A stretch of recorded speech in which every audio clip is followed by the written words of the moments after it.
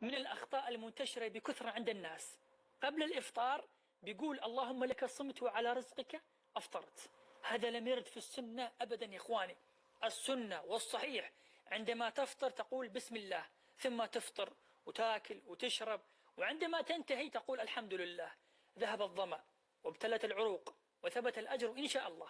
هذا الحديث عند البخاري، كما رواه أبو هريرة رضي الله عنه قال: كان إذا أفطر النبي صلى الله عليه وعلى آله وسلم قال: ذهب الظمأ وابتلت العروق وثبت الأجر إن شاء الله. هذا هو السنة والصحيح إخواني. تقبل الله منا ومنكم الصيام والقيام، وشهر مبارك علينا وعليكم جميعا.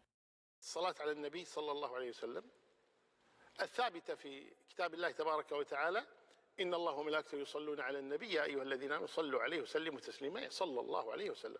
هذه ثابتة في كتاب الله تبارك وتعالى. وأما الثابتة في السنة عن النبي صلى الله عليه وسلم فجاءت صيغ منها، وهي الصلاة الإبراهيمية. قالوا: كيف نصلي عليك؟ قال: قول اللهم صل على محمد وآل محمد كما صليت على آل إبراهيم إنك حميد مجيد، اللهم بارك على محمد وعلى